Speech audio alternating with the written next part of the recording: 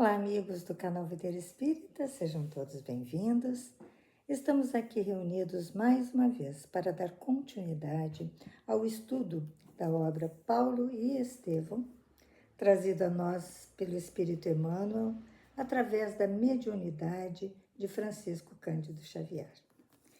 E para que tenhamos a ambiência adequada ao estudo, leremos uma página do livro Caminho, Verdade e Vida, trazido a nós também por Emmanuel, através da psicografia do nosso querido Francisco Cândido Xavier. A mensagem que leremos hoje é a mensagem 42, intitulada Glória ao Bem. O versículo destacado por Emmanuel está na Carta aos Romanos, capítulo 2, versículo 10, que traz as palavras de Paulo. Glória, porém, e honra e paz a qualquer que obra o bem. Vamos ver as considerações que Emmanuel faz sobre este versículo. A malícia costuma conduzir o homem a falsas apreciações do bem. Quando não parta da confissão religiosa que se dedica, do ambiente de trabalho que lhe é próprio, da comunidade familiar em que se integra. O egoísmo falo crer que o bem completo só poderia nascer de suas mãos ou dos seus. Esse é dos característicos mais inferiores da personalidade. O bem flui incessantemente de Deus e Deus é o Pai de todos os homens. E é através do homem bom que o Altíssimo trabalha contra o sectarismo, contra a intolerância que lhe transformou os filhos terrestres em combatentes contumazes de ações estéreis e sanguinolentas. Desculpem.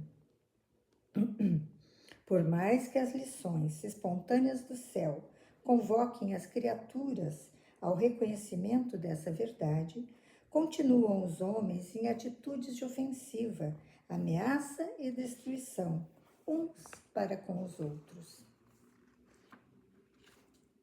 O Pai, no entanto, consagrará o bem onde quer que o bem esteja.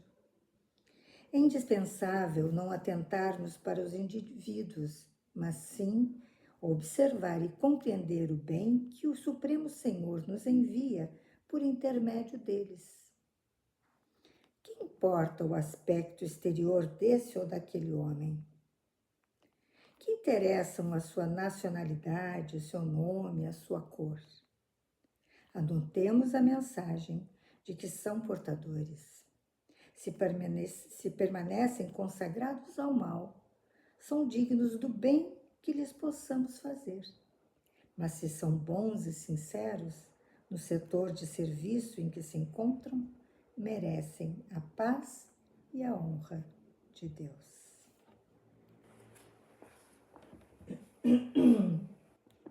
Envolvidos, então, nas palavras de Emmanuel, vamos elevar nosso pensamento em prece.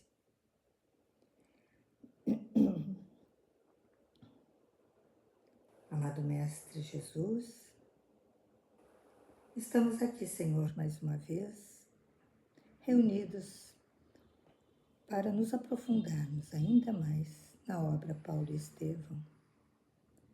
Pedimos, Senhor, a Tua presença entre nós, para que possamos ter a Tua luz a nos guiar os pensamentos, e que o anjo guardião de cada um de nós possa nos ajudar, Senhor, a intuir, a perceber, a compreender as lições contidas no estudo de hoje. Que assim possa ser com a graça de Deus. Então, amigos, para que nós possamos retomar o nosso estudo, vamos fazer aquele retrocesso para nos situarmos na história.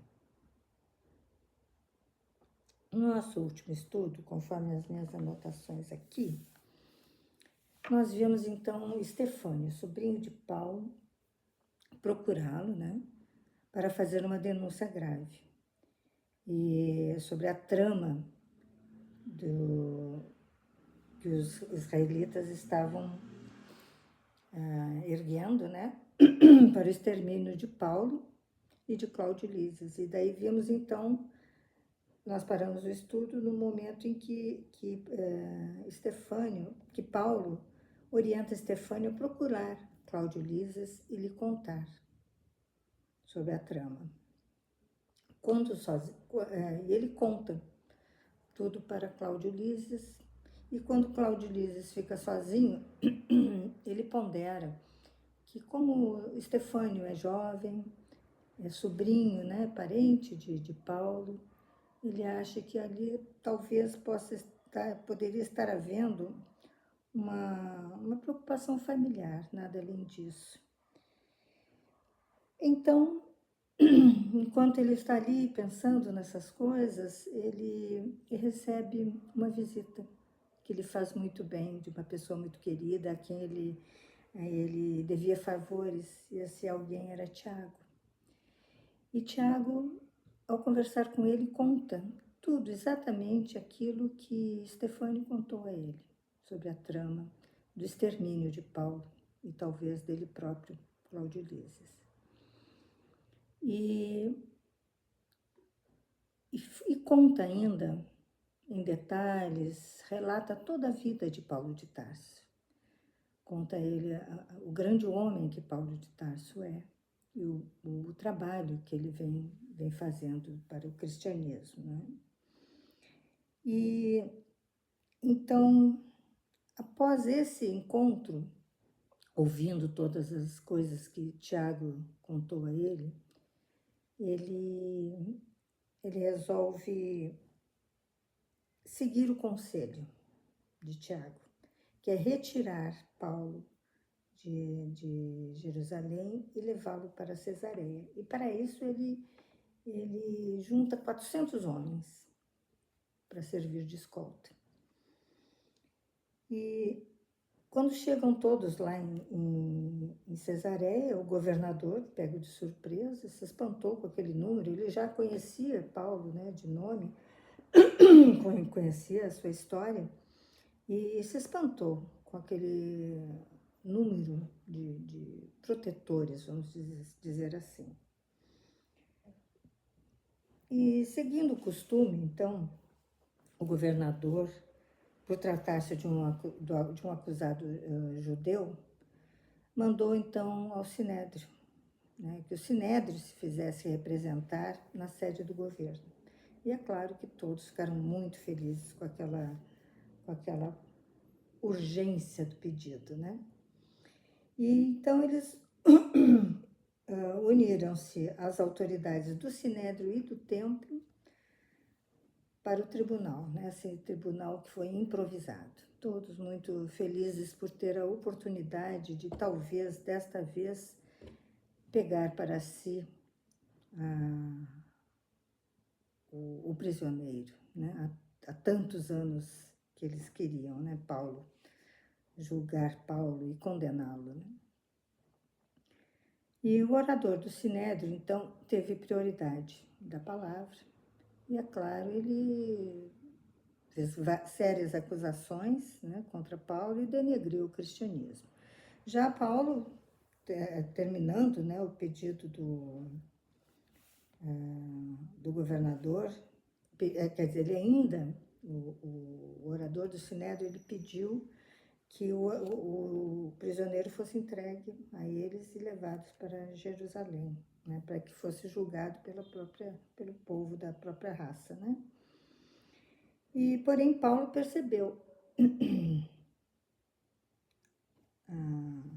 recebeu a vez, né, recebeu a vez de se explicar, e sabendo das intenções dele, ele deixou bem claro, né, que ele não tinha cometido crime algum, né?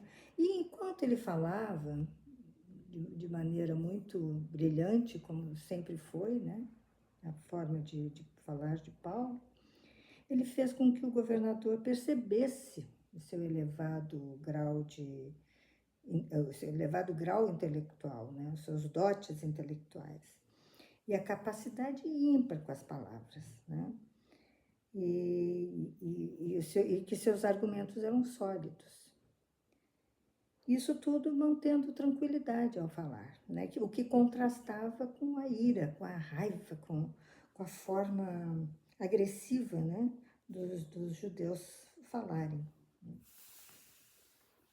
Eles não conseguiam esconder a própria ira, né? Todos aqueles velhos, aqueles anciãos judeus falando de forma raivosa, né? Em relação a Paulo. O governador, diante de tudo que ele presenciou, ele resolveu adiar a sentença. Ele resolveu adiar a sentença definitiva até que Cláudio Lísias pudesse ser ouvido. E todos foram embora muito desapontados, mas o governador passou a considerar o prisioneiro com mais deferência, né? Permitindo, inclusive, que ele recebesse visitas. E ele percebeu que Paulo tinha amigos influentes, amigos importantes, e resolveu que ali ele poderia, quizás, quem sabe, tirar proveito daquela situação. E certo dia, então, a sós com Paulo, ele tentou subornar Paulo. E alegando que os amigos ricos e influentes poderiam financiar a sua libertação, né? E Paulo, é claro, percebeu, né, as insinuações e se dirigiu de forma muito clara, muito franca e áspera com ele. E ele então ficou embaraçado e humilhado e resolveu dali em diante não mais cuidar, se desinteressou completamente do caso de Paulo de Tarso. Só que a esposa do governador, Drusila, ela era judia de origem e queria conhecer e ouvir Paulo de Tarso. E o governador Félix não teve outra saída senão levar a sua esposa para a presença de Paulo. E lá, Paulo, então, diante dela e de figuras importantes da corte, ele falou do Evangelho e falou de Cristo. E todos ouviram com atenção e interesse, muito interesse. E então o governador, percebendo, deu um basta na pregação, encerrou aquela pregação.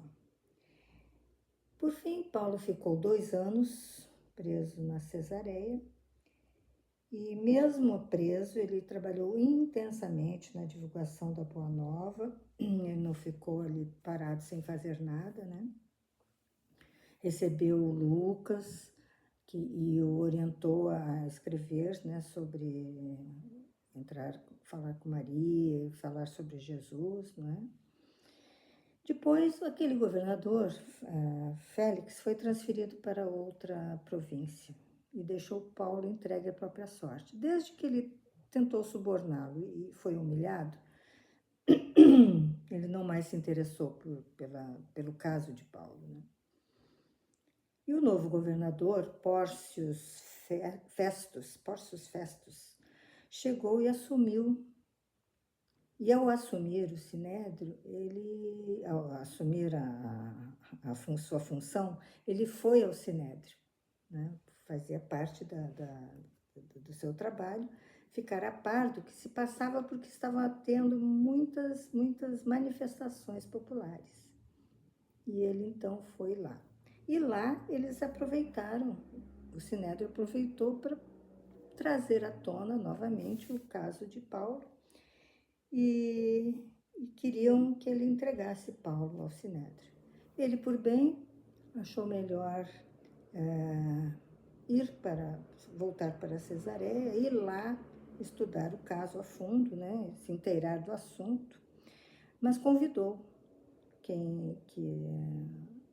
aos membros do Sinédrio que o quisessem acompanhar. E é claro que eles gostaram disso e foram juntos, né? Pórcios ainda permaneceu 10 dias em Jerusalém e, nesse meio tempo, Lucas procurou por Paulo, muito preocupado, atualizando Paulo das ocorrências e contou da intenção do que eles estavam planejando no Sinédrio, que era fazer uma encenação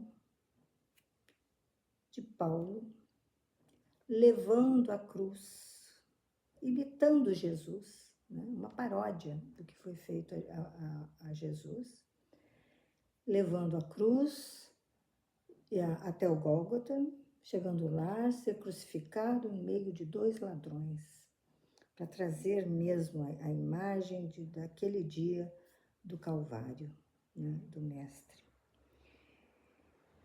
E ele disse que eles queriam mesmo era só humilhá-lo, né? Porque ele não morreria daquela forma. Ele não era Jesus. E só Jesus, né, poderia ter morrido daquela forma. E ele não via honra em repetir o acontecido a Jesus, pois ele não era Jesus. Então, que ele morreria com os companheiros em Roma, como um homem comum e pecador. Da mesma forma que aqueles homens cristãos estavam morrendo por lá. E que, já que o processo havia voltado à tona, ele recorreria a César. E ao regressar, então, a Cesareia, o governador veio acompanhado de um grande número de israelitas. Inteirou-se do assunto e, inclusive, do fato de Paulo ser romano, né? E convocou, então, uma reunião. E nessa reunião, né, Paulo compareceu, né, nessa assembleia, e a todos, havia muitos israelitas e judeus, e israelitas e cristãos, né, discutindo, debatendo, então era uma assembleia ruidosa, e Pórcio Festus, então, precisou falar alto, né, pedindo silêncio e atenção. E eles começaram, então, e o governador interrogou Paulo, que a tudo respondeu com serenidade.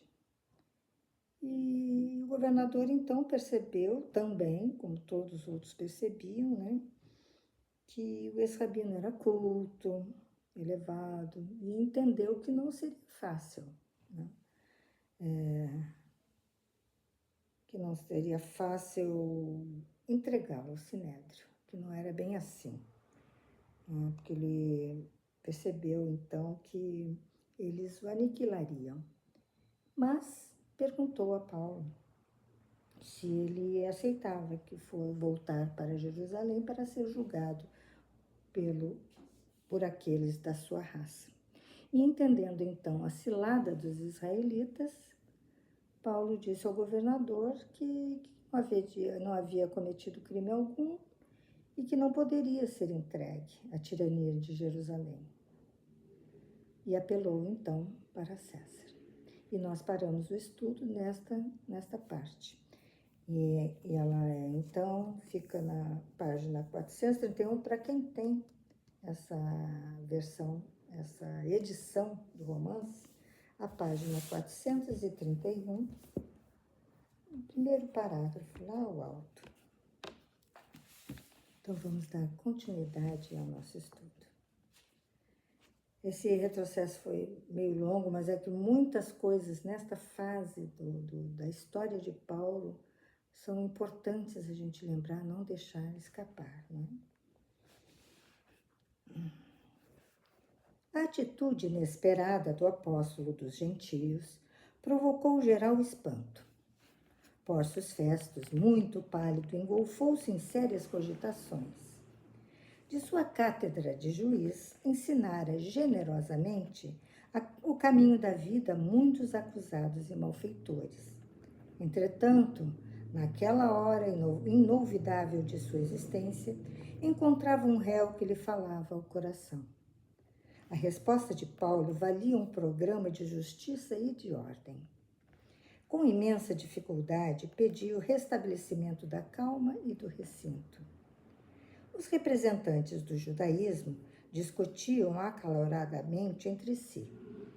Alguns cristãos mais apressados comentavam desfavoravelmente a atitude do apóstolo, apreciando-a superficialmente, como se constituísse uma negação do testemunho. Quer dizer, eles ainda achavam que o fato de Paulo não querer aquilo, né, era negar o testemunho, e não era nada disso, né? O governador reuniu, à pressa, o pequeno conselho dos rabinos mais influentes. Os doutores da lei antiga insistiram pela adoção de medidas mais enérgicas, no pressuposto de que Paulo se modificaria com algumas bastonadas.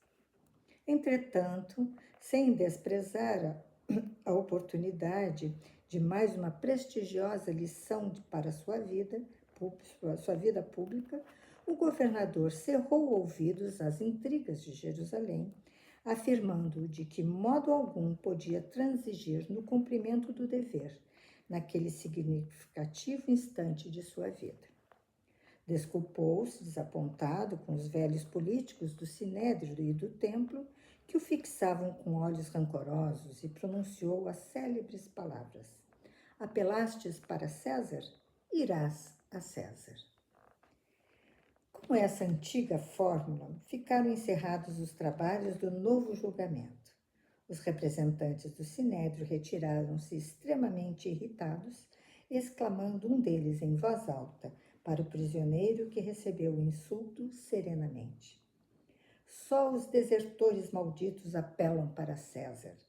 Vai-te para os gentios, indigno intrujão. Eles podiam dizer o que quisessem, né? Isso não abalaria Paulo de forma alguma. E, então, vimos aqui, né, o governador tomando a sua decisão, porque ele percebeu a ira, né, o quanto o Sinédrio estava querendo realmente exterminar Paulo. O apóstolo fixava-o com benignidade, né? Fixava aquele homem que falou aquilo, enquanto se preparava para voltar ao cárcere. O governador, sem perder tempo, determinou-se anotasse a petição do réu para prosseguimento do feito. No dia seguinte, demorou-se a estudar o caso e sentiu-se presa de grande indecisão.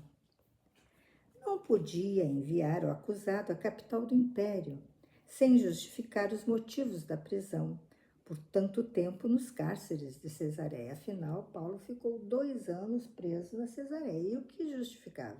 Qual era a explicação para aquela prisão, né? Se não havia nenhum crime? Como proceder? Todavia, decorridos alguns dias, Herodes Agripa e Berenice vinham saudar o novo governador em visita cerimoniosa e imprevista. O preposto imperial não pôde dissimular as preocupações que o absorviam e, depois das solenidades protocolares devidas a hóspedes tão ilustres, contou a Agripa a história de Paulo de Tarso, cuja personalidade empolgava os mais indiferentes. O rei palestinense, que conhecia a fama do ex-rabino, manifestou o desejo de observá-lo de perto, ao que Festus anuiu satisfeitíssimo, não somente pela possibilidade de proporcionar um prazer ao hóspede generoso, senão também por esperar das impressões do rei algo de útil para ilustrar o processo do apóstolo que lhe incumbia enviar a Roma. Então, estava tudo se fechando, né? Ele ficou entusiasmado com a vontade do rei. Pórcio deu a este ato um caráter festivo. Convidou as personalidades mais eminentes de Cesareia, reunindo luzida assembleia em torno do rei, no melhor e mais vasto auditório da corte provincial. Ele fez um acontecimento, daquele encontro, um grande acontecimento, né? Primeiramente, houve bailados e música. Em seguida, o convertido de Damasco, devidamente escoltado, foi apresentado pelo próprio governador em termos discretos, mas cordiais e sinceros. Herodes Agripa impressionou-se logo. vivamente com a figura alquebrada e franzina do apóstolo, cujos olhos serenos traduziam a energia inquebrantável da raça. Curioso por conhecê-lo melhor, mandou que se defendesse de viva voz. Paulo compreendeu a profunda significação daquele minuto e passou a historiar os transes da sua existência com grande erudição e sinceridade. O rei ouvia assombrado, como todos que ouviam Paulo de Tarso. E ele, com certeza, ele ainda caprichou, vamos dizer assim, mais ainda naquele momento, porque ele percebeu o valor do que estava acontecendo ali, a importância do que acontecia ali, né? O ex-rabino evocou a infância, deteve-se nas reminiscências da mocidade, explicou sua aversão aos seguidores do Cristo Jesus e, exuberante de inspiração, traçou o quadro do seu encontro com o mestre redivivo às portas de Damasco, à viva luz do sol. Em seguida, passou a enumerar os feitos da obra de gentilidade, as perseguições sofridas em toda parte por amor ao Evangelho, concluindo com veemência que, sem embargo, suas pregações não contrariavam, antes corroboravam as profecias da lei antiga desde Moisés. Dando curso à imaginação ardente e fácil, o orador tinha os olhos jubilosos e brilhantes. A Assembleia aristocrática estava eminentemente impressionada com os fatos narrados, denotando entusiasmo e alegria. Herodes Agripa, muito pálido, tinha a impressão de haver encontrado uma das mais profundas vozes da revelação divina. Pórcio Festus não ocultava a surpresa que lhe assaltava subitamente o espírito. Não presumia no prisioneiro tamanho cabedal de fé e persuasão. Ouvindo o apóstolo descrever as cenas mais belas do seu apostolado, com os olhos repletos de alegria e de luz, transmitindo ao auditório, atento e comovido, ideias imprevistas e singulares, únicas, não é? O governador considerou que se trataria de um louco sublime e disse-lhe, em alta voz, na intercorrência de uma pausa mais prolongada: Paulo, és um desvairado? As muitas letras fazem-te delirar. O ex-rabino, longe de se atemorizar, respondeu nobremente: Enganai-vos, não sou um louco. Diante da vossa autoridade de romano ilustre, eu não me atreveria a falar desta maneira, pois reconheço que não estáis devidamente preparado para ouvir-me. Os patrícios de Augusto são também de Jesus Cristo, mas ainda não conhecem plenamente o Salvador. A cada qual devemos falar de acordo com sua capacidade espiritual. Aqui, porém, senhor governador, se falo com ousadia é porque me dirijo a um rei que não ignora o sentido de minhas palavras. Herodes Agripa terá ouvido Moisés desde a infância. É romano pela cultura, mas alimentou-se da revelação de Deus aos seus antepassados. Nenhuma de minhas afirmações lhe pode ser desconhecida. De outro modo, ele trairia sua origem sagrada, pois todos os filhos da nação que aceitou o Deus único devem conhecer a revelação de Moisés e dos profetas. Credes assim, rei Agripa? A pergunta, imaginem só, a pergunta causou enorme espanto. O próprio administrador provincial não teria coragem de se dirigir ao rei com tamanha desenvoltura.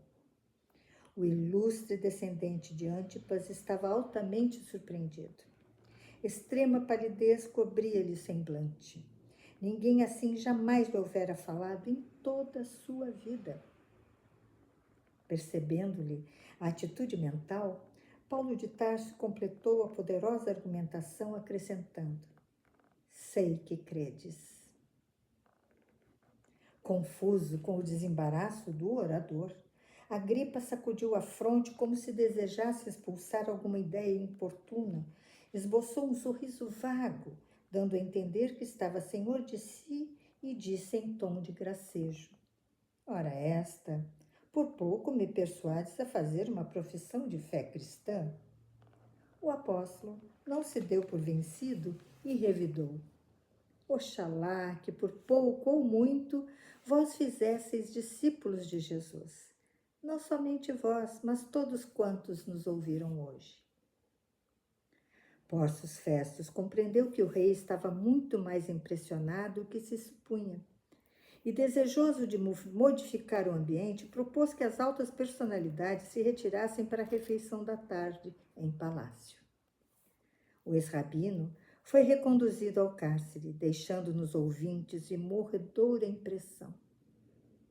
Berenice, sensibilizada, foi a primeira a manifestar-se reclamando clemência para o prisioneiro. Os demais seguiram a mesma corrente de benévola simpatia. Herodes Agripa tentou uma fórmula digna para que o apóstolo fosse restituído à liberdade. O governador, porém, explicou que, conhecendo a fibra moral de Paulo, tomara a sério seu recurso para César, estando já pergaminhadas as primeiras instruções a respeito.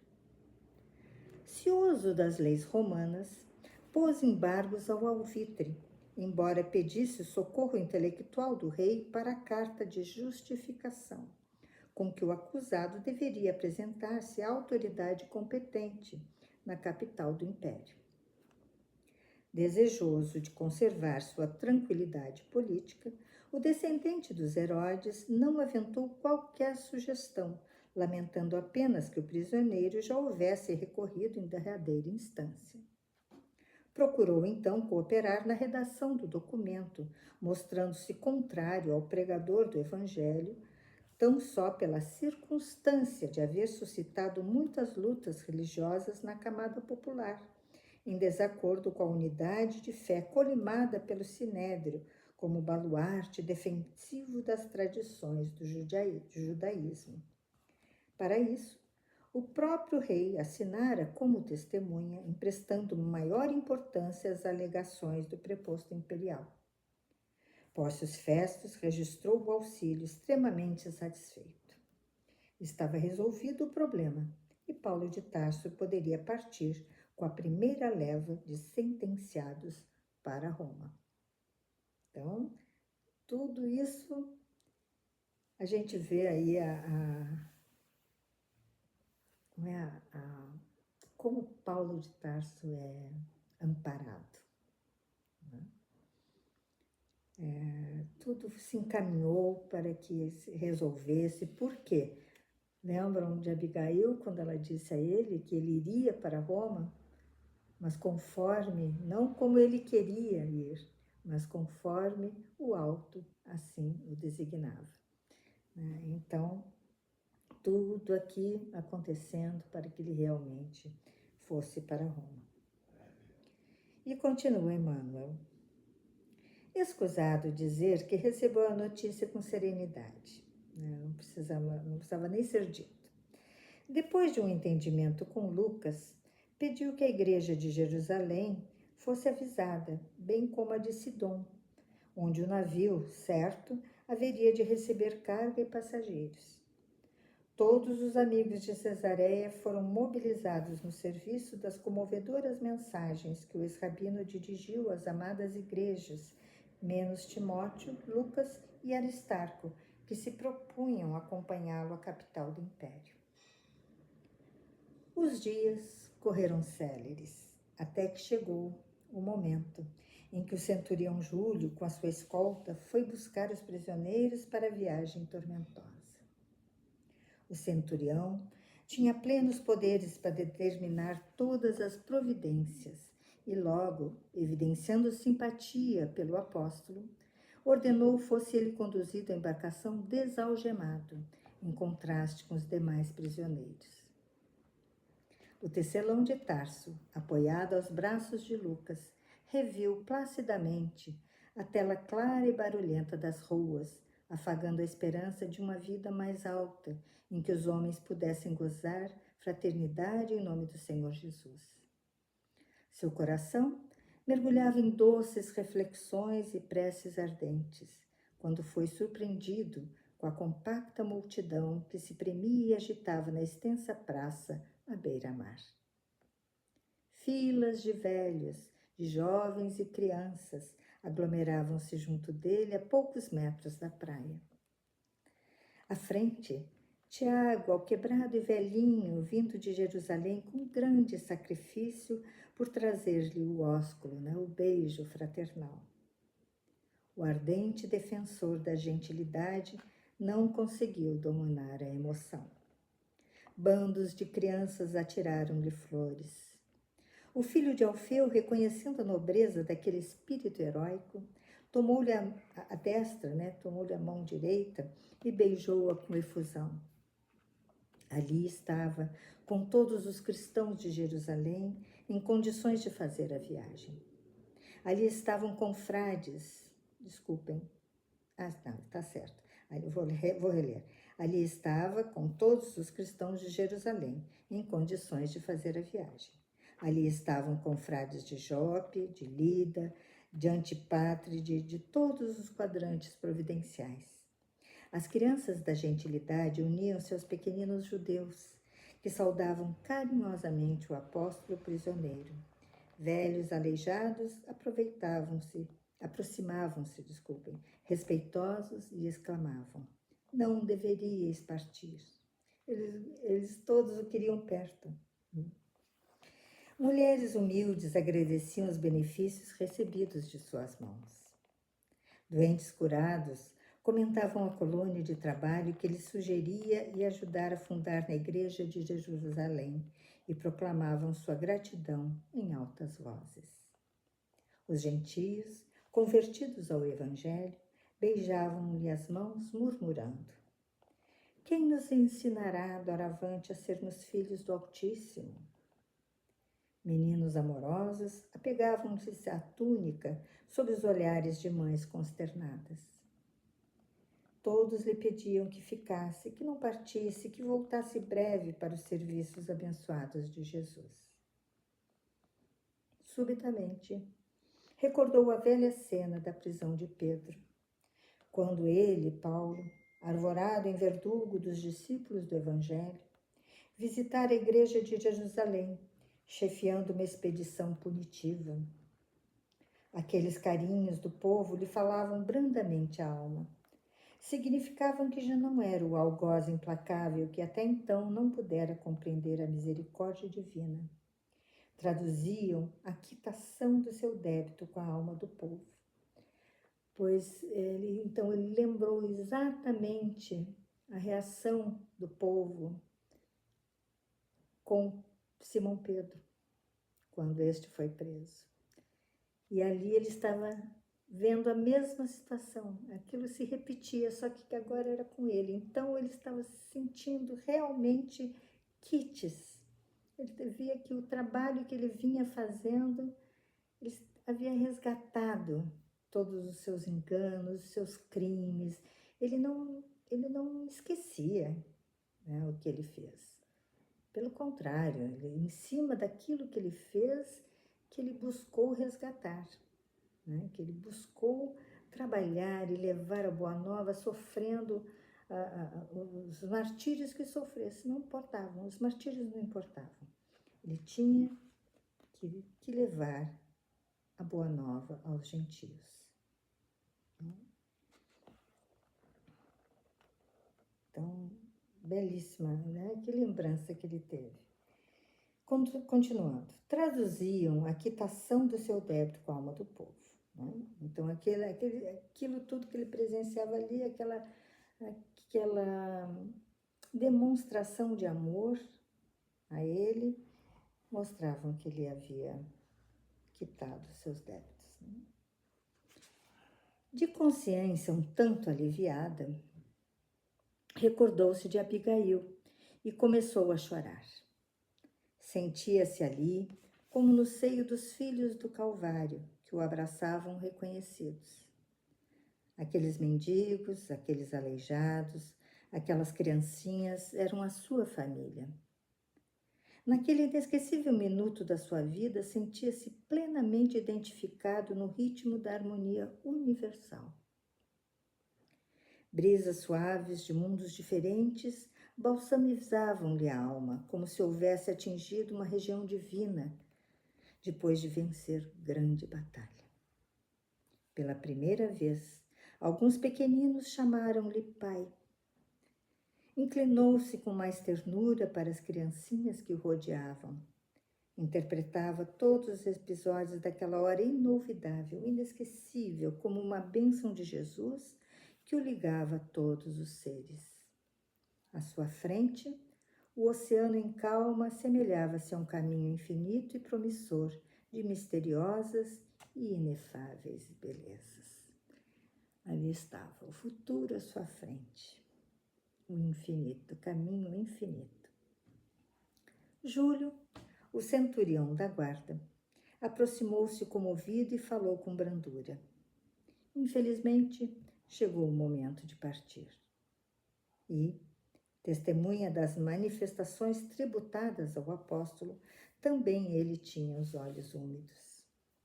Muitos réus se lhe haviam já deparado naquelas circunstâncias e eram todos revoltados, desesperados ou penitentes arrependidos.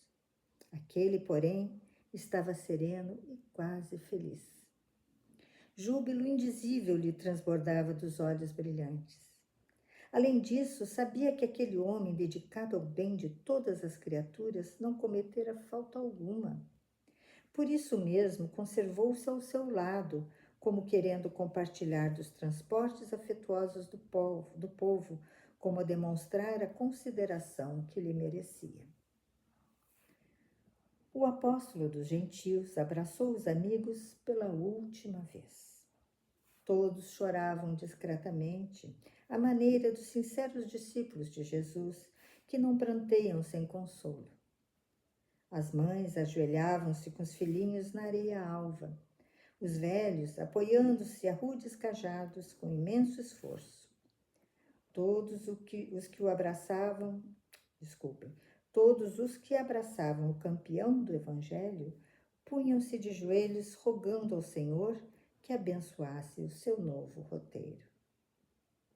Concluindo as despedidas, Paulo acentuava com serenidade heróica. Choremos de alegria, irmãos. Não há maior glória neste mundo que a de estar o homem a caminho de Cristo Jesus. O Mestre foi ao encontro do Pai pelos martírios da cruz. Abençoemos nossa cruz de cada dia. É preciso trazermos as marcas do Senhor Jesus. Não acredito possa voltar aqui, com este alquebrado corpo de minhas lutas materiais. Espero que o Senhor me conceda o derradeiro testemunho em Roma. Entretanto, estarei convosco pelo coração. Voltarei às nossas igrejas em espírito. Cooperarei no vosso esforço nos dias mais amargos. A morte não nos separará, tal como não separou o Senhor da comunidade dos discípulos. Nunca estaremos distantes uns dos outros. E por isso mesmo prometeu Jesus que estaria ao nosso lado até o fim dos séculos. Júlio ouviu a exortação comovidamente. Lucas e Aristarco soluçavam baixinho. A seguir, o apóstolo tomou o braço do médico amigo e, seguido de perto pelo centurião, caminhou resoluto e sereno em demanda do barco. Centenas de pessoas acompanharam as manobras da largada, em santificado recolhimento, regado de lágrimas e preces. Eu aqui, lendo, já me veio a imagem, imaginem as vibrações, né, emitidas por todos aqueles que estavam ali para se despedir dele, mostrar a sua gratidão, demonstrar seu amor por ele. Imaginem quantas bênçãos, quantas vibrações maravilhosas alcançavam Paulo naquele momento. Coisas que a gente não consegue ver com os olhos, né? Somente com os olhos da alma. Então, deve ter sido uma coisa deslumbrante. Um dia nós poderemos perceber, né, essas coisas. Hoje aqui na matéria nós somos privados de tantas coisas, mas o que a doutrina nos traz de maravilhas, uma delas é essa, né, de nós sabermos que coisas acontecem fora da nossa vista, né? E são coisas maravilhosas como essa. Centenas de pessoas ali orando, agradecendo, emitindo vibrações de amor. Meu Deus!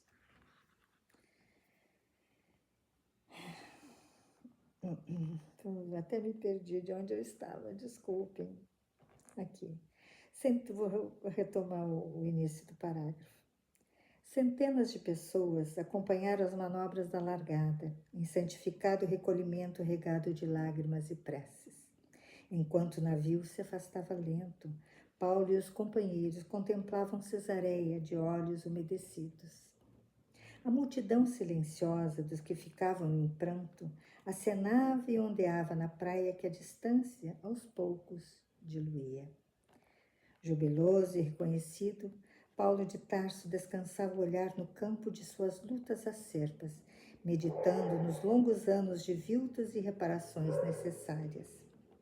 Recordava a infância, os primeiros sonhos da juventude, as inquietações da mocidade, os serviços dignificantes do Cristo, sentindo que deixava a Palestina para sempre. Grandiosos pensamentos o empolgavam quando Lucas se aproximou e, apontando à distância os amigos que continuavam genuflexos, continuavam ajoelhados, exclamou brandamente: poucos fatos me comoveram tanto no mundo como este. Registrarei nas minhas anotações como foste amado por quantos receberam das tuas mãos fraternais o benefício de Jesus. E ele cumpriu, né? Lucas cumpriu a promessa aqui. Paulo pareceu ponderar profundamente a advertência e acentuou: não, Lucas, não escreva sobre virtudes que não tenho.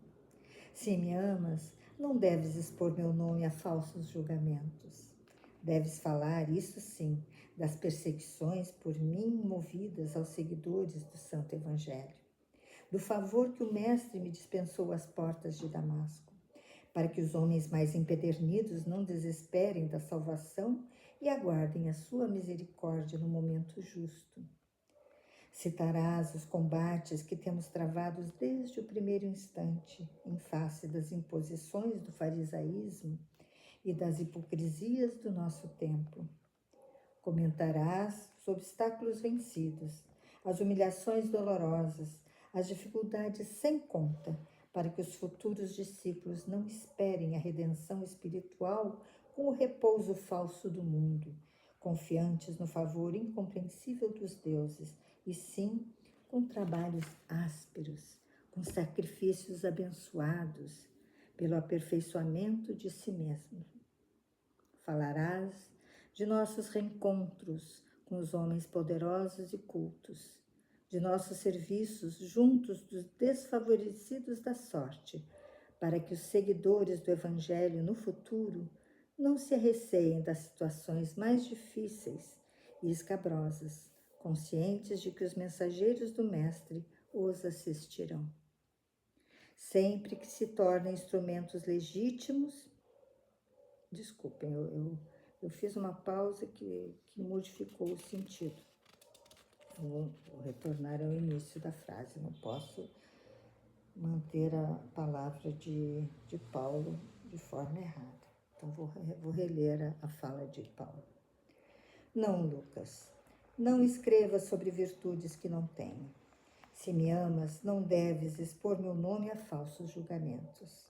Deves falar, isso sim, das perseguições por mim movidas aos seguidores do Santo Evangelho, do favor que o Mestre me dispensou às portas de Damasco, para que os homens mais empedernidos não desesperem da salvação e aguardem a sua misericórdia no momento justo.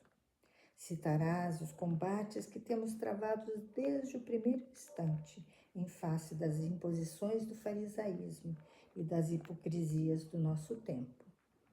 Comentarás os obstáculos vencidos, as humilhações dolorosas, as dificuldades sem conta, para que os futuros discípulos não esperem a redenção espiritual com o repouso falso do mundo, confiantes no favor incompreensível dos deuses, e sim com trabalhos ásperos, com sacrifícios abençoados pelo aperfeiçoamento de si mesmos.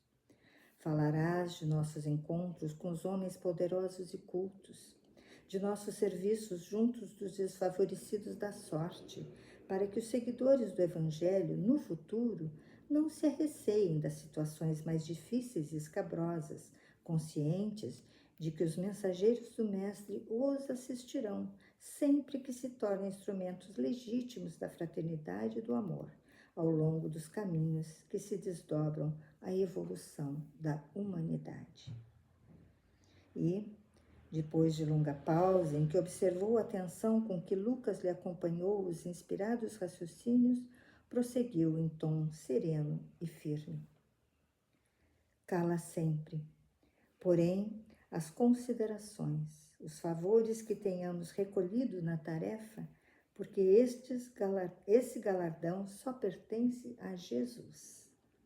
Foi Ele quem removeu nossas misérias angustiosas, enchendo o nosso vácuo, o nosso vazio. Foi sua mão que nos tomou caridosamente e nos reconduziu ao caminho santo. Não me contaste tuas lutas amargurosas no passado distante?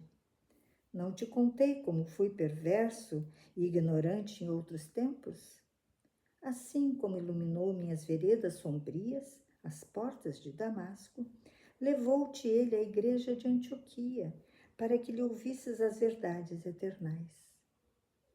Por mais que tenhamos estudado, sentimos um abismo entre nós e a sabedoria eterna. Por mais que tenhamos trabalhado, não nos encontramos dignos daquele que nos assiste e guia desde o primeiro instante da nossa vida. Nada possuímos de nós mesmos.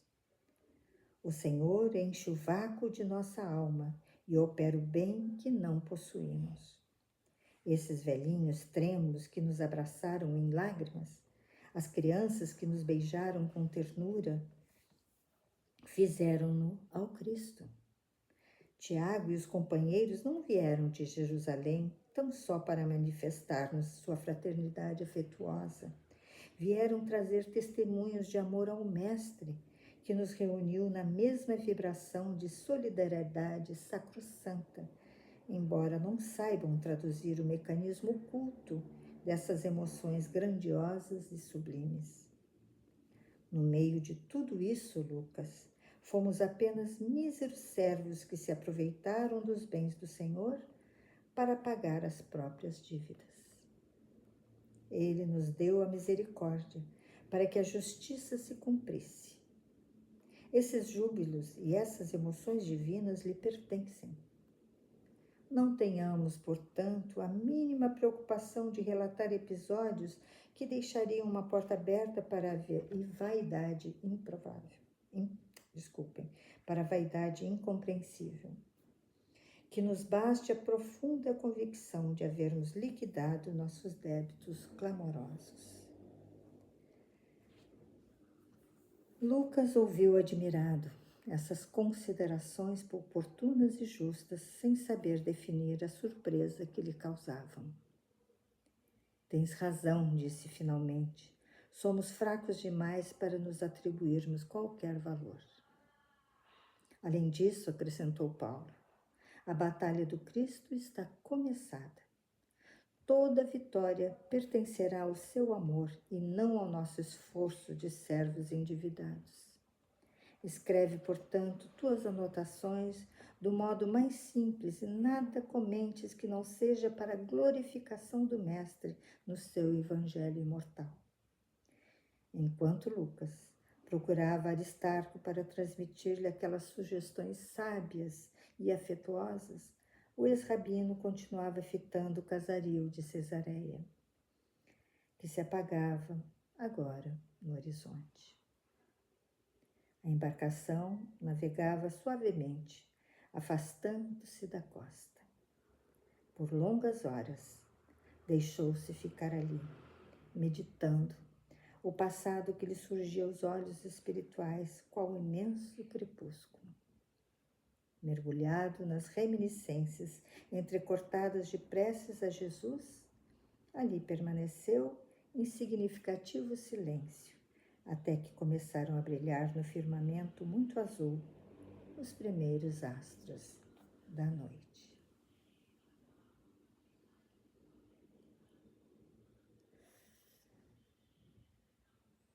Temos muito, amigos queridos, a refletir, muito. A profundidade das palavras de Paulo, aconselhando Lucas,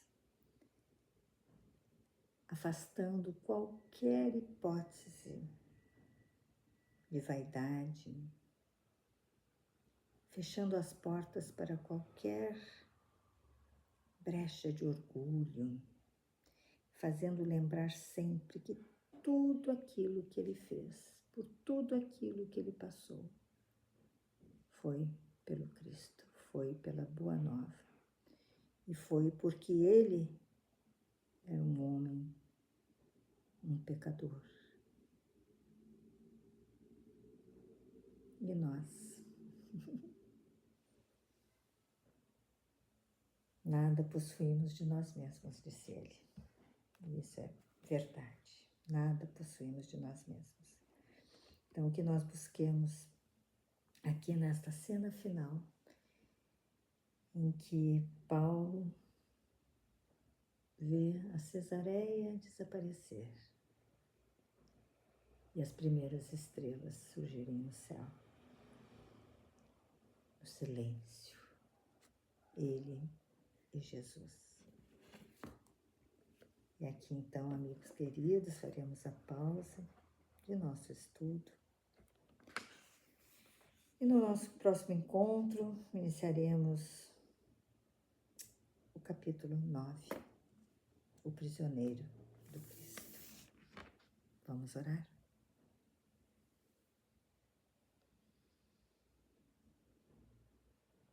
Mestre amado, nós te agradecemos, Senhor,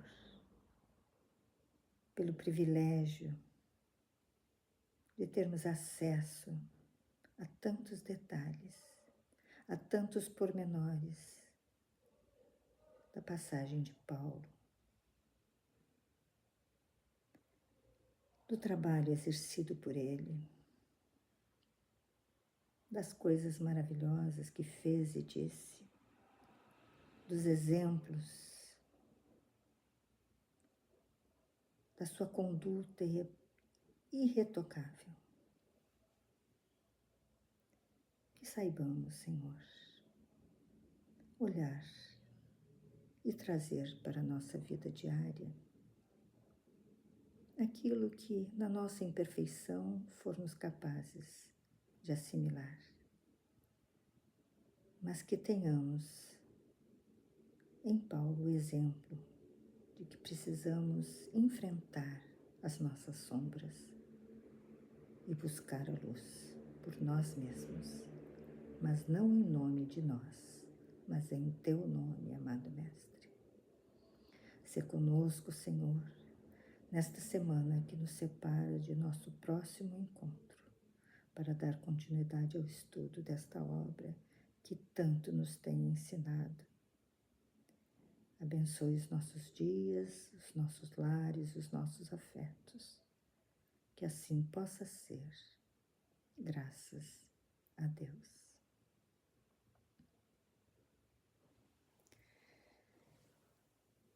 Então, amigos queridos, amigos e amigas do canal do Herdeiro Espírita, nos veremos novamente, se Deus quiser, na semana que vem, para dar continuidade ao estudo da obra Paulo e Estevão. Que a paz do Senhor esteja com todos nós. Até lá.